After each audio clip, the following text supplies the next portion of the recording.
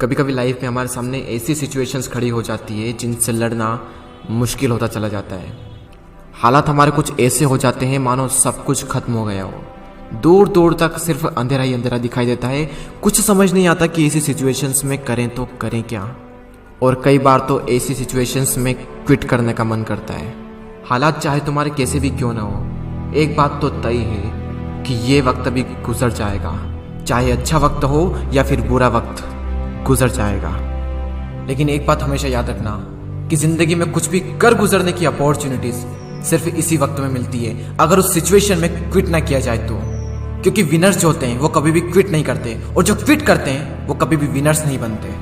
आप क्या चाहते हैं, एक एवरेज लाइफ या फिर एक स्टैंडर्ड लाइफ? जब आप सड़क पर निकलो तो लोग आपको इग्नोर करें, या फिर जब आप सड़क पर निकलो तो हर इंसान की नजर आप पर हो? क्या चाहते हैं आप? लोग आपसे ये कहें कि इंसान कुछ नहीं कर सकता, या फिर ये कहें कि ये बंदा कुछ ना कुछ करके दिखाएगा, ये बंदा कुछ चेंजेस लाके दिखाएगा।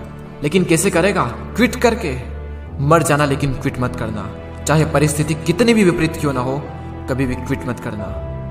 आपका समय आज बुरा है, कल और बुरा होगा, लेकिन परसों आपकी जीत होगी। लेकिन सिर्फ शर्त इतनी सी है कि आप उस सिचुएशन में टिके रहो और क्विट ना करो। ये प्रकृति चाहती है कि हम इन परिस्थितियों से लड़े, संघर्ष करें, ताकि हम और मजबूत बन सके। क्योंकि ये परिस्थितियां आती है हमें मजबूत बनाने के लिए, ना कि हमें कमजोर बनाने के लिए। ये प्रकृति चाहती है कि आप और कामयाब बने, इसलिए आपके साथ कुछ न कुछ बुरा होता रहता है। और ना सिर्फ आपके साथ, बल्कि इस दुनिया में मौजूद हर इंसान के साथ हर समय कुछ न कुछ बुरा होता रहता है। ये प्रकृति का नियम है, हम इसमें कुछ नहीं कर सकते। हमारा क्या कर्तव्य है? हमें सिर्फ इतना सा करना है कि टिके रहना है, चाहे परिस्थिति कैसी भी हो। मैं आपको एक छोटी सी कहानी बताता हूँ। एक बार एक बायोलॉजी के टीचर अपने स्टूडेंट्स को एक तितली के बारे में बता रहे थे, और उन्हें वे ये प्रैक्टिकली दिखा रहे थे कि खोल में से तितली कैसे निकलती है। और वो टीचर ये कहकर चले गए कि कोई भी स्टूडेंट्स उस तितली की मदद नहीं करेगा। वहां पर जितने भी स्टूडेंट थे वो ध्यान से उस खोल में से तितली को निकलते हुए देख रहे थे। तभी एक स्टूडेंट को उस पर दया आ गई और उसने उस तितली की मदद की उस खोल से बाहर निकलने में, और सफलतापूर्वक वो तितली उससे बाहर निकल गई। और उस स्टूडेंट की वजह से उस तितली को कोई संघर्ष नहीं करना पड़ा, कोई ज्यादा मेहनत नहीं करनी पड़ी उस खोल से बाहर निकलने में।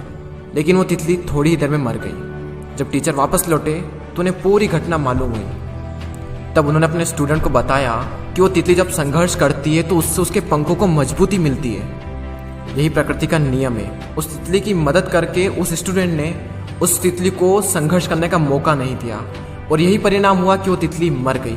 संघर्ष ही जीवन है, संघर्ष ही आपको मजबूत बनाता है। इंग्लिश में कोट से नो पेन नो गेन। संघर्ष तो करना पड़ेगा, चाहे कुछ भी हो जाए, और इसमें कोई बहाना नहीं, नो एक्सक्यूजेस। जो विनर्स होते हैं या तो किसी काम को करते ही नहीं, और अगर वो किसी काम को करते हैं तो उसमें कभी भी कोई भी बहाना नहीं बनाते।